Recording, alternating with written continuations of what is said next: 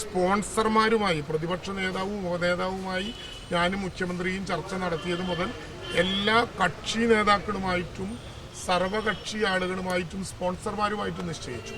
പിന്നെ നമ്മുടെ മുമ്പിൽ ഡേറ്റ് എടുത്ത് വെച്ച് നോക്കിയാൽ മതി. 1-ാം തീയതി ഇത് പ്രഖ്യാപിച്ചു കഴിഞ്ഞ് സ്പോൺസർമാരുടെ യോഗം നടത്തി കഴിഞ്ഞാൽ പിന്നെ ആവശ്യം ആ 2 ഭൂമികളിലും തട്ടനുസരിച്ചിട്ടുള്ള രീതി ഉൾപ്പെടെ വെച്ചുകൊണ്ട് എങ്ങനെയാണ് അവിടെ നിർമ്മാണ പ്രവർത്തനം നടത്തുക എന്നുള്ളതാണ്. ആ നിർമ്മാണ പ്രവർത്തനം നടത്താൻ ജിയോഗ്രാഫിക്കൽ സർവേ വേണം, ടോപ്പോളജിക്കൽ സർവേ വേണം. അതുമായി ബന്ധപ്പെട്ട ഡ്രോൺ സർവേ മാത്രം കൊണ്ട് നടക്കില്ല. ഫിസിക്കലായി പരിശോധന നടത്തി.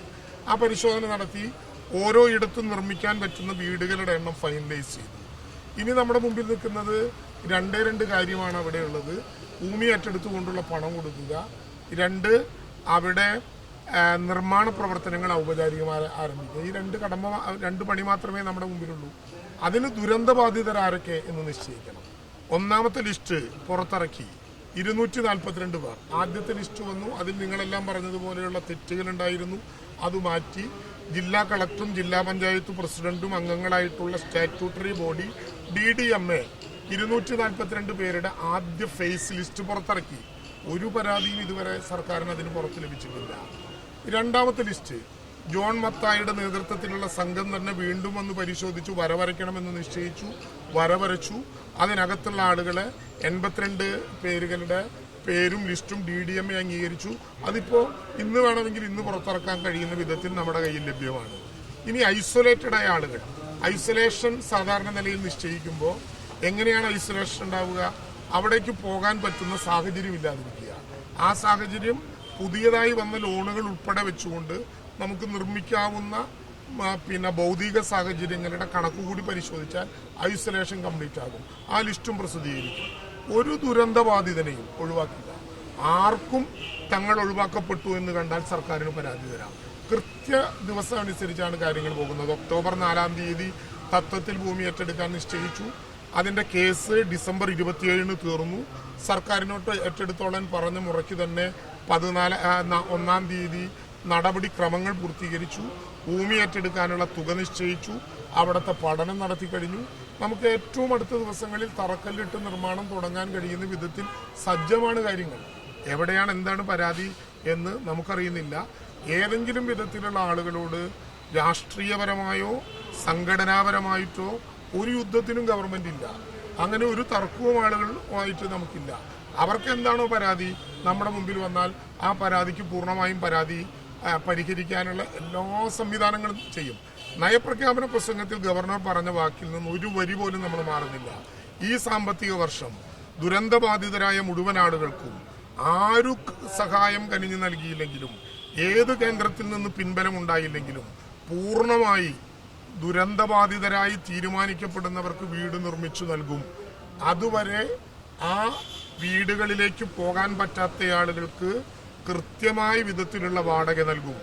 ചില കേന്ദ്രങ്ങളിൽ നിന്ന് പറഞ്ഞതായി ഞാൻ ഒരു ചാനൽ ചർച്ചയിൽ ആരോ പറഞ്ഞതായി കേട്ടു. വാടക നൽകാത്ത ഒരാളും അങ്ങനെ ഉണ്ടാകില്ല.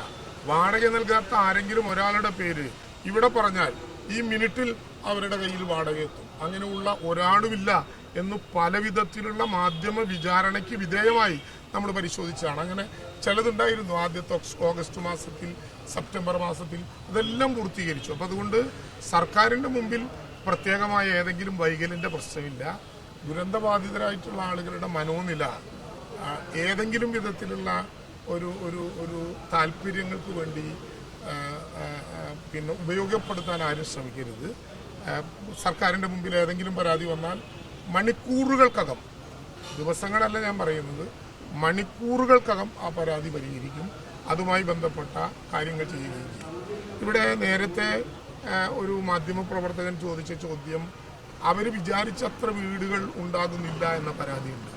അങ്ങനെ എങ്ങനെയാണ് വീടുകളുടെ എണ്ണം നിശ്ചയിക്കാൻ പറ്റും? ഒരു ദുരന്തം ഉണ്ടായാൽ 1000 വീടുണ്ടാക്കും, 500 വീടുണ്ടാക്കും, 800 വീടുണ്ടാക്കും. അങ്ങനെയില്ലല്ലോ. ദുരന്തബാധിതരായ ആരെങ്കിലും ഏതെങ്കിലും ലിസ്റ്റിൽ പെട്ടില്ലെങ്കിൽ സർക്കാരിന് പരാതി തരാം. ഇത് DDMA ആണ് നിശ്ചയിക്കുന്നത്. ജില്ലാ കളക്ടർ ചെയർമാനും ജില്ലാ പഞ്ചായത്ത് പ്രസിഡന്റ് വൈസ് ചെയർമാനുമായിട്ടുള്ള DDMA ആണ് ഫൈനൽ ലിസ്റ്റ് ഉണ്ടാക്കുന്നത്. റവന്യൂവും പഞ്ചായത്തും ഉണ്ടാക്കിയ ലിസ്റ്റ് താരതമ്യം നടത്തി. അതിൽ ഒരാൾക്ക് വീടില്ലെങ്കിൽ, ഒരാൾ അർഹനായ ആൾ ഒമിറ്റ് ചെയ്യപ്പെട്ടിട്ടുണ്ടെങ്കിൽ ഉറപ്പായിട്ടും അയാൾക്ക് വീട് നൽകും. അതിൽ എണ്ണം നമ്മളെങ്ങനെയാണ് ഇപ്പൊ നിശ്ചയിക്കാൻ പറ്റുക? വരുന്നെണ്ണമല്ലേ അതിന്റെ കാര്യം.